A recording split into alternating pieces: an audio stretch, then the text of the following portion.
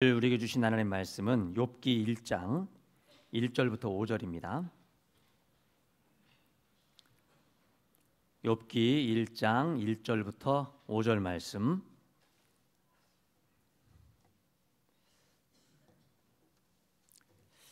우리 한 절씩 교독하시겠습니다. 우스 땅에 욥이라 불리는 사람이 있었는데 그 사람은 온전하고 정직하여 하나님을 경외하며 악에서 떠난 자더라.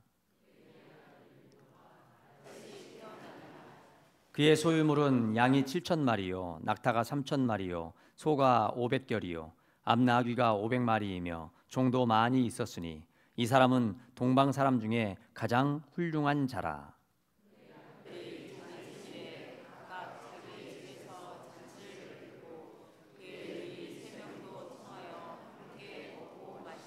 같이 있습니다. 그들이 차례대로 잔치를 끝내면 욥이 그들을 불러다가 성결하게 하되 아침에 일어나서 그들의 명수대로 번제를 드렸으니 이는 욥이 말하기를 혹시 내 아들들이 죄를 범하여 마음으로 하나님을 욕되게 하였을까 함이라. 욥의 행위가 항상 이러하였더라. 아멘. 아멘. 제1여전도의 찬양으로 하나님께 영광 돌리시겠습니다.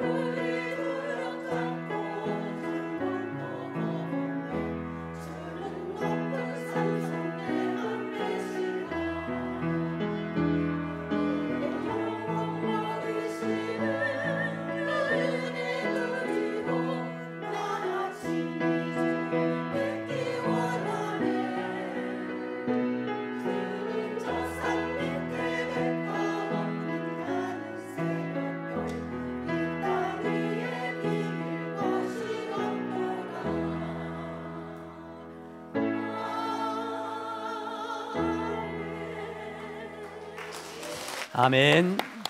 아멘. 네, 어떤 분들은 자리에 계시기만 해도 우리에게 힘을 주고 또 든든한 마음을 주기도 하는데 우리 일여전도회 회원들이 그러한 역할들을 잘 하고 계시는 것 같습니다.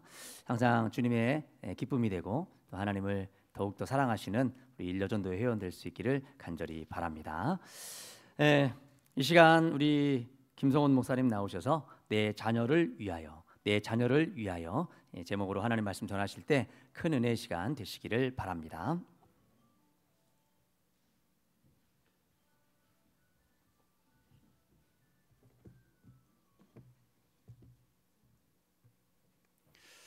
네, 반갑습니다. 오후 시간에도 이 자리에 함께한 사랑하는 성도님들 주님의 이름으로 다시 한 번 더 사랑하고 축복합니다.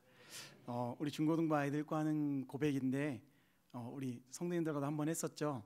우리 이 시간에 한번 다시 해볼까요? 가슴에 손을 얹고 이렇게 고백합니다. 나는 예수 그리스도로만 살겠습니다. 한 번 더요. 나는 아멘. 이 믿음의 고백이 우리의 삶의 산 증인이 되고 산 증거가 되고 우리의 이 고백을 통하여서 하나님 기뻐 받으시는 놀라운 예배자 그리고 참다운 예배자 그리고 하나님의 영광과 하나님의 뜻이 온전히 나타나는 귀한 예배자가 이 자리에 모인 우리 사랑하는 성도님들의 삶이 되시기를 간절히 소망합니다. 어릴 적 부모님의 눈물을 맞아본 자로서의 경험을 좀 이야기해 보려 합니다. 부모님의 눈물을 맞아봤다라는 게 무슨 말을 하고자 함인지 조금 의아하신 분들도 계실 수도 있습니다. 다른 게 아니라 어머니께서 자녀의 머리에 손을 얹고 기도하실 때 눈물 흘리며 기도하실 때 그 흘렸던 그 눈물을 맞아본 자를 조금 이야기해 보려고 합니다. 어머니가 항상 새벽 예배를 나가시고 그리고 또 돌아오시면 항상 머리 위에 손을 얹고 기도를 해주신 건 알아요. 근데 이제 그걸 알게 된 계기가 언제였냐면 잠을 자고 있는데 뭔가 뚝뚝 떨어져 내 얼굴에 뭔가 묻는 느낌을 받는 그런 경험을 했어요. 그래서 눈을 가만히 떠서 봤을 때 어머니가 양손으로 이렇게 한 명 한 명 머리에 손을 얹고 기도하시는데 그 기도하실 때 그 눈에서 떨어지는 그 물방울이 톡톡 떨어지면서 자식들의 얼굴에 톡톡 떨어졌다라는 거죠. 그래서 그것이 더러움으로 느껴졌어요? 아니죠.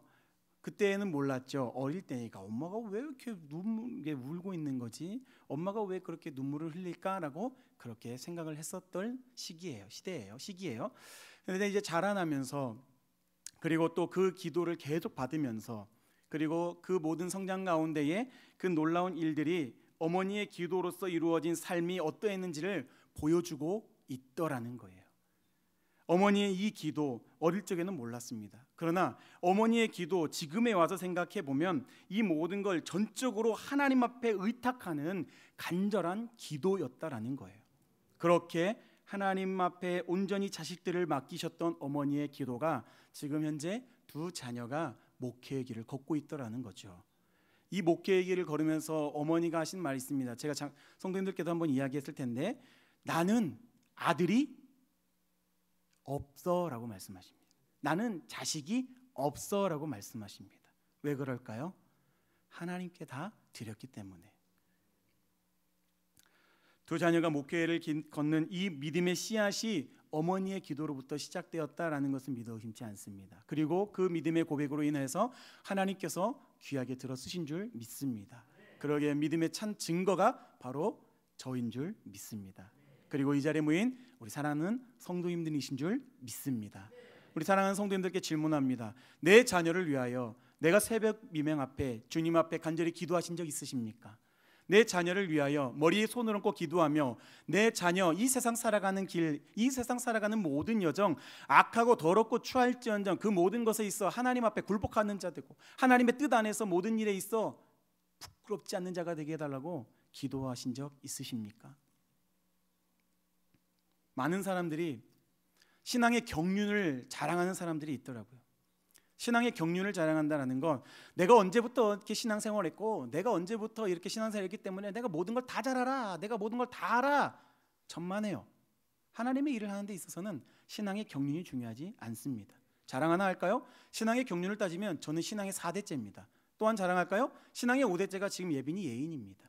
그 안에서 장로가 나왔고요, 목회자가 나왔고요, 목회자로서는 제가 2대째입니다. 뭐 자랑할 거겠죠? 근데 이걸 자랑해서 뭐 하겠습니까? 신앙 안에서 자랑할 게 그게 뭐가 되겠습니까? 뭘 자랑할 게 되겠습니까? 당연히 자랑할 건 한 가지 있죠. 뭐요? 하나님 앞에서 하나님의 온전하신 뜻을 우리의 모습으로, 우리의 삶으로 살아가고 있다는 증거, 이거는 자랑할 거 아니겠습니까? 그런 모습이 이 자리에 모인 우리 사랑하는 성도님들의 삶이 되고 우리 사랑하는 성도님들의 자녀들의 삶이 되시길 주님의 이름으로 축복합니다. 그러려면 우리는 어떻게 해야 되느냐?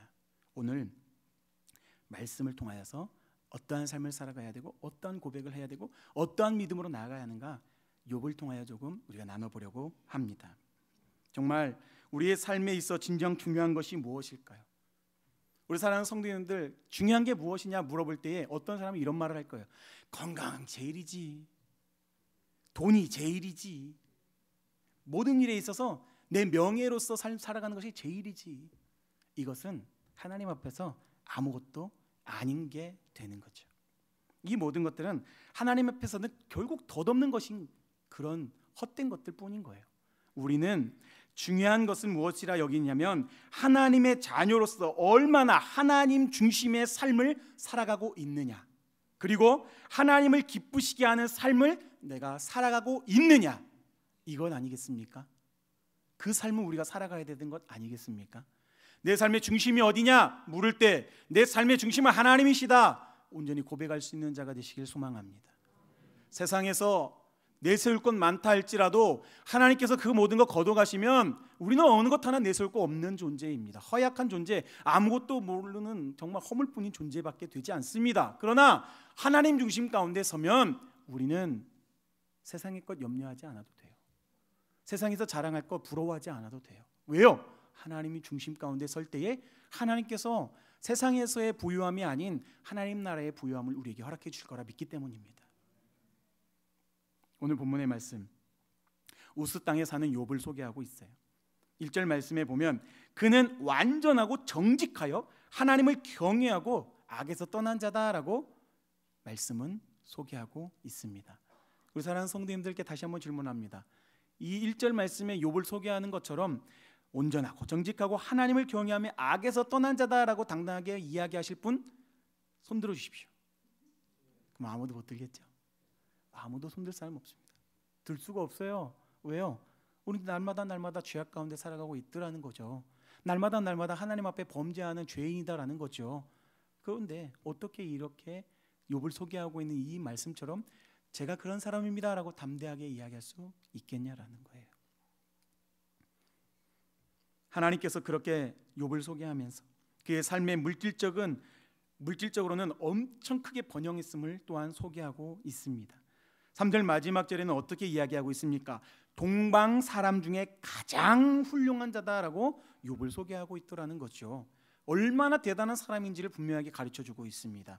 우리가 2절 말씀에서부터 3절 말씀에 이어지는 그의 소유, 그의 어떤 그 환경, 가정, 이것을 보면 양 7,000마리만 하더라도 이미 부자예요. 근데 양만 있는 게 아니죠. 낙타도 있고 소도 있고 암나귀도 있고 뭐 종도 수도 없이 많았다라고 이야기하죠. 우리가 일반적인 가정 안에서도 100마리만 돼도, 소 100마리만 돼도 부유하죠. 근데 욥의 이 풍족함은 이루 말할 수 없는 풍족함이에요. 부족함이 있습니까? 없습니다. 가진 것이 많으니 부족함을 느낄 것이 없다라는 거예요. 그러나 그는 다른 무엇보다도 더 중요하게 여긴 것이 있습니다. 이 부유한 것을 더 부유하기 위해서 노력한 것이 아니라 중요하게 여긴 것이 있었다라는 거예요. 그게 뭐냐면 여호와 하나님 앞에서 바로 서고자 하는 그 중심을 지키고자 했던 욥의 믿음에 있다라는 겁니다. 그 마음을 우리는 기록된 말씀만으로도 알 수 있습니다. 욥이 어떠한 삶을 살았는지. 세월이 지나 자녀들은 어떤 생활을 했습니까? 4절 말씀을 보면 그의 아들들이 자기 생일에 각각 자기 집에서,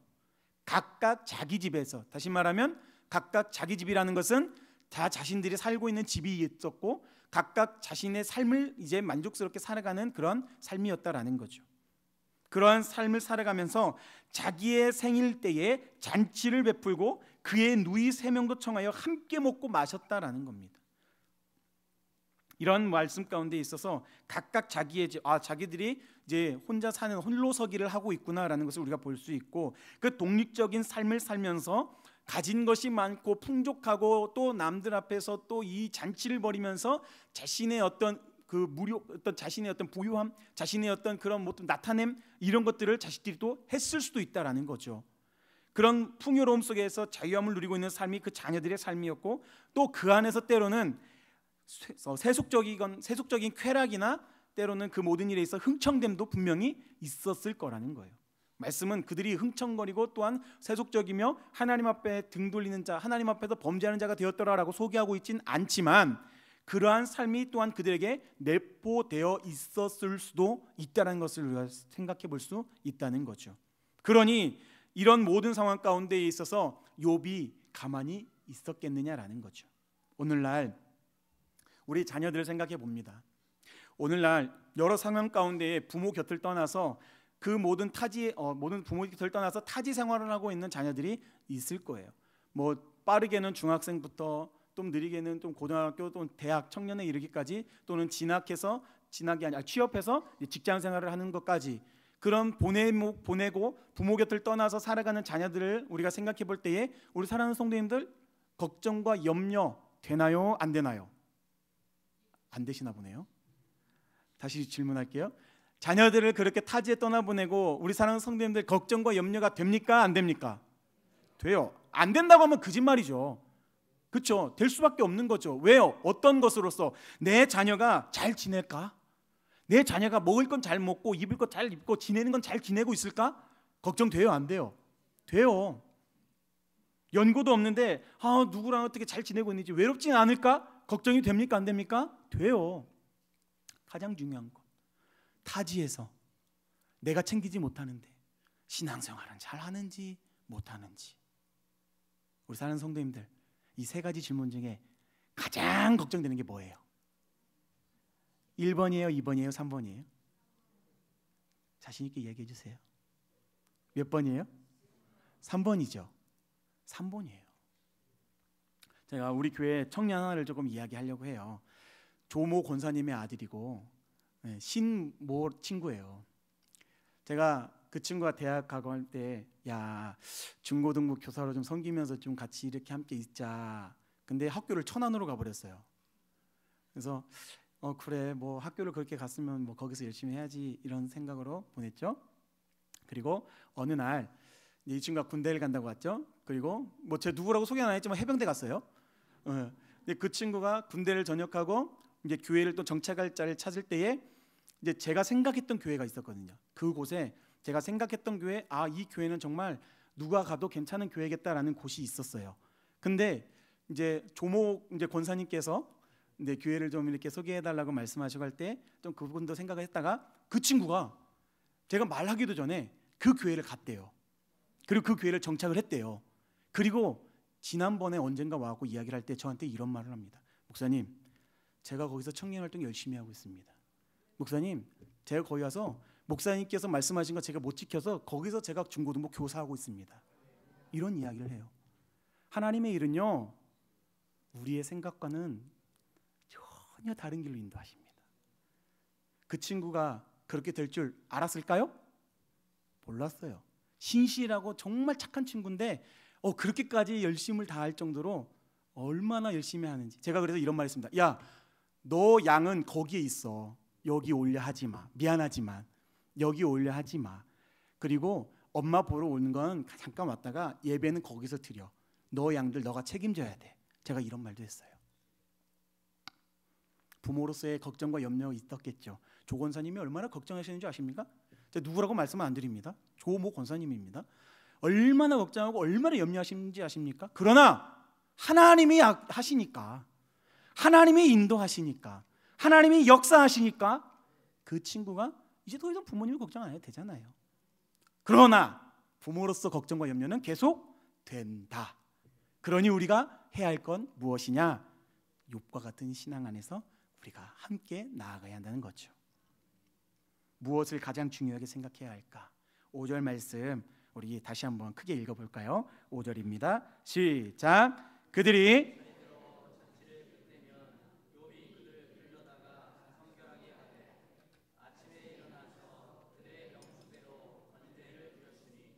이는 욥이 말하기를 혹시 내 아들들이 죄를 범하여 마음으로 하나님을 욕되게 하였을까 함이라.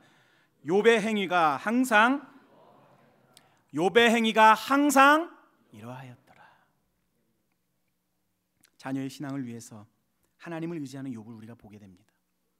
욥은 자녀들이 어디에 있든지 어떠한 삶을 살든지 하나님 앞에서 바르게 서기를 간절히 소망했다라는 거예요. 그래서 자녀들을 불러서 그들을 각자를 성결하게 했다. 그리고 그들의 수대로 하나님께 번제를 드렸다. 욥의 중심에는 늘 하나님이 계셨음을 우리는 알 수 있습니다. 욥의 관심은 자녀들이 잘 되는 것, 자녀들이 잘 사는 것도 있었겠지만 그보다 더 그들이 하나님 앞에서 뭐한 삶이요? 성결한 삶. 자녀들이 죄를 범하지 아니하고 성결한 삶을 사는 것이 욥에게 있어서 더 큰 관심이었다라는 거죠.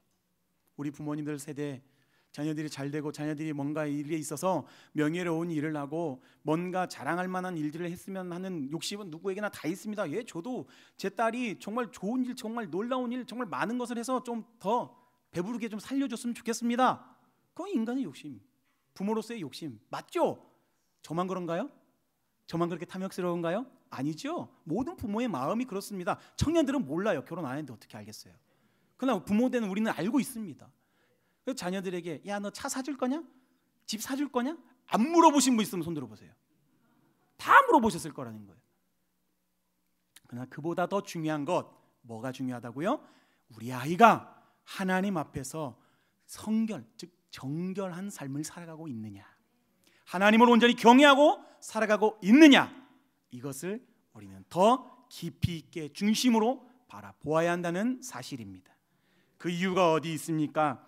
5절 말씀에 기록되어 있듯이 혹시 내 아들들이, 혹시 내 딸들이, 혹시 내 자녀들이 죄를 범하여 마음으로 하나님을 욕되게 하였을까 염려하여, 다른 염려가 아니라, 다른 걱정이 아니라 하나님을 욕되게 하였을까 염려, 하나님 앞에 범죄하였을까 염려하는 그 마음, 그걸 우리가 좀 더 생각해 봐야 되지 않겠습니까? 욥의 고백입니다. 욥의 믿음의 고백입니다. 자녀들의 겉모습뿐만이 아니라 마음속에 죄까지 염려한 욥의 모습, 그 모든 것을 대신하여 하나님 앞에 자복하고 회개를 구했던 그 욥의 모습, 이게 자녀를 위하여 부모가 해야 될 사명 아니겠습니까? 그리고 그의 모습, 그 모든 일에 있어서 성경은 뭐라 소개합니까? 5절 마지막 절에 그의 행위가 항상 이러했더라. 항상 이러했더라. 변함이 있었다고요? 아니요, 변함이 없었다라는 겁니다. 매일 습관에서 이루어지는 삶의 일부였다라는 겁니다. 하나님 중심에서 하나님을 욕되이 보이지 않기 위해, 하나님 중심에 서서 하나님의 뜻을 어긋나게 하지 않기 위해, 하나님 중심에 서서 내 예배가, 나의 모습이 하나님 앞에서 부끄러운 자가 되지 않기 위해. 욥만요? 아니요. 지금 우리에게도 필요한 고백이어야 할, 부모로서의 사명이 분명한 우리에게 있습니다. 청년들도 나중에 결혼하여 부모의 세대가 되어서 이루어갈 놀라운 일들, 놀라운 역사, 바로 이러한 시간들을 우리가 거쳐가야 한다는 사실입니다. 욥처럼 우리 자녀들이 겉모습뿐만이 아니라 마음의 상태까지도 살피는 우리 부모님들이 되시길 소망합니다. 겉으로는 멀쩡해 보일 수 있습니다. 내 자식 멀쩡한데요? 아픔 없는데요? 상처 없는데요? 걱정 없는데요? 잘 살고 잘 먹고 잘 지내고 있는데요? 아니요. 그 안에 누구나 상처는 있고 누구나 아픔은 있고 누구나 외로움은 있어요. 내면에 어떤 마음이 있는지, 어떤 아픔이 있는지, 어떤 도움을 주어야 하는지 민감하게 우리는 살펴볼 수 있어야 합니다. 세상의 시선으로 바라보지 말고요, 하나님께서 우리에게 주신 은혜의 놀라운 역사를 통하여 우리는 자녀를 그렇게 바라볼 수 있어야 합니다. 하나님의 자녀를 위한 고백과 중보 기도를 우리는 쉬지 말아야 하는 거죠. 부모의 기도와 신앙 고백이 자녀들 삶에 얼마나 큰 영향을 미치는지 잊어서는 안 됩니다. 사랑하는 성도님들, 우리 자녀들을 위하여서 많이 기도하시죠? 우리 자녀들이 다른 어떤 것보다 신앙 안에서 올바른 신앙을 지켜나가기를 간절히 바라시죠? 그러면 당장에 우리 부모님들이 먼저 모범이 되어야 한다는 거예요. 제가 우리 자녀들에게 항상 이야기합니다. 예인이가 이제 좀 말을 할 줄 아니까 이제 예인이에게도 각인을 시켰어요. 어떤 각인을 시켰냐면, 누구든지 우리 성도님들 누구든지 저희 딸들한테 물어보세요. 야, 너 누구 딸이냐 물어보면 다 똑같이 대답할 겁니다. 뭐라고 대답하냐면, 가장 먼저 이야기합니다. 너는 엄마 아빠 딸이기도 하지만 가장 중요한 건 하나님 딸이야. 그러면 그렇게 각인시켰어요. 그러면 말을 합니다. 너 누구 딸이야? 그러면 제일 첫 번째로 하나님 딸 이야기를 먼저 해요. 그리고 첫째 딸은 엄마 아빠 딸, 둘째 이게 하나님 딸 먼저 한 다음에 둘째 딸은 하나님 딸, 아빠 딸, 엄마 딸. 그럼 제가 첫째를 더 사랑할까요? 둘째를 더 사랑할까요? 사랑은 똑같습니다. 편견이 없습니다.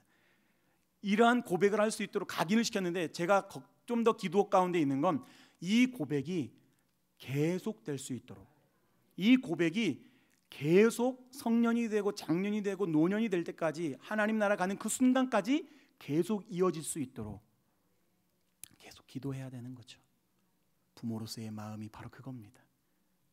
세상에서 물질 많아가지고 자녀들이 나에게 차도 해줬어요, 집도 해줬어요, 이 자랑이 아니라 내 모습을 통하여서 하나님을 안 자녀들이 나보다 더 거룩한 삶을 살아가면서 나보다 더 하나님을 예배하는 예배자가 되어 하나님 앞에서 부족함이 없는 자가 된다면 세상에서 보여지는 그런 것들보다 얼마나 더 소중할까요? 저는 더 바랄 게 없을 것 같습니다. 우리의 자녀들이 그러한 삶이 되기를 소망합니다. 욥의 번제는 단순한 의식으로서만 보인 게 아닙니다. 믿음의 행위입니다. 자녀를 위한 중보적 행위라는 거예요. 우리가 매 순간 예배의 자리에 와서 뭐 합니까? 하나님을 예배하죠.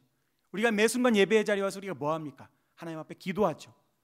우리의 신앙을 고백하죠. 우리의 마음의 죄됨을 하나님 앞에 자복하죠.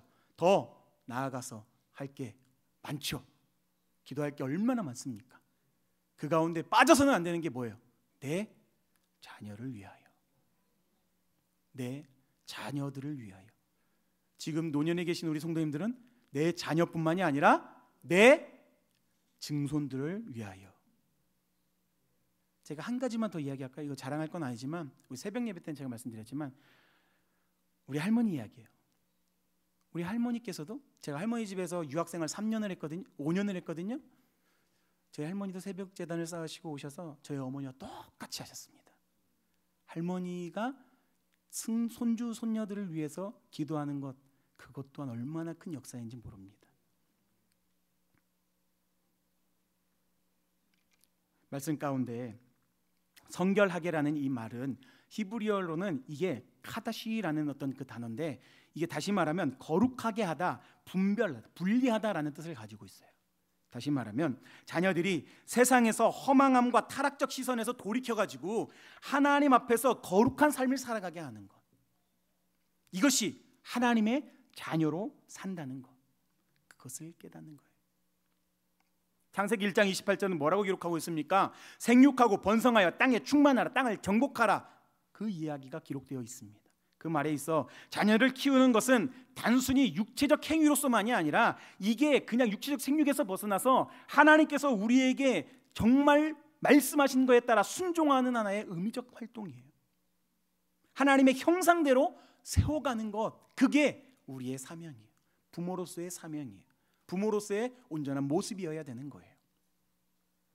그렇다고 우리 사랑하는 성도님이 야 너는 목회자가 돼야 된다, 야 너는 목사가 돼야 된다 막 채찍질하면서 막 신학 공부해라 이러진 마시고, 신학하지 않아도 교회 안에서 평신도로서 살아가는 그 신앙 가운데 있어서도 온전한 신앙, 어찌 보면 교육자들보다 더 위대한 신앙, 더 깊은 신앙을 갖고 있는 성도들이 세워져 갈 수도 있습니다. 지금도 이 자리 가운데 계실 수도 있지요. 또한 창세기 2장 그 말씀 가운데엔 하나님의 질서적 가르침이 있습니다. 부모는 이 질서를 자녀에게 전수할 의무가 있습니다. 세상의 삶을 허락받은 자녀들이 다른 무엇보다, 다른 어떠한 것보다 하나님 중심으로서의 삶을 살아갈 수 있도록 우리는 자녀를 그렇게 양육할 수 있어야 합니다. 우리에게 가장 큰 축복은 무엇일까요? 가장 큰 축복은 뭐라 생각하십니까? 자녀가 잘 되는 거요? 그것도 축복이죠. 성공하는 거요? 그것도 더 큰 축복이죠. 이름을 날리는 거요? 더할 나위 없이 큰 축복이죠. 속담 가운데 이런 속담이 있죠. 호랑이는 죽어서 가죽을 남기고 사람은 죽어서 이름을 남기고. 그런데 더 나아가서 우리가 바라봐야 하는 건 호랑이는 죽어서 가죽을 남기고 사람을 죽어서 이름을 남기기보다 믿음의 신앙을 가진 자들이 죽으면 우리의 신앙을 남김으로 인하여 후대의 후손까지 놀라운 그 신앙의 역사가 이루어지게 될 줄 믿습니다. 그 은혜의 산 증거가 우리 사랑하는 성도님들의 삶이요 길이요 그 모든 여정이 되시길 소망합니다. 자녀들이 하나님 앞에서 성결하게 살아가는 삶, 그것이야말로 진정한 축복인 줄 믿습니다. 우리의 삶과 자녀들의 삶 속에서 믿음의 고백, 그 모든 간구 날마다 살아 역사하시길 주님의 이름으로 축복합니다. 기도하겠습니다. 거룩하신 하나님, 욥이 자녀들을 위하여 날마다 기도했던 것처럼 우리도 하나님 앞에 성결하길 원합니다.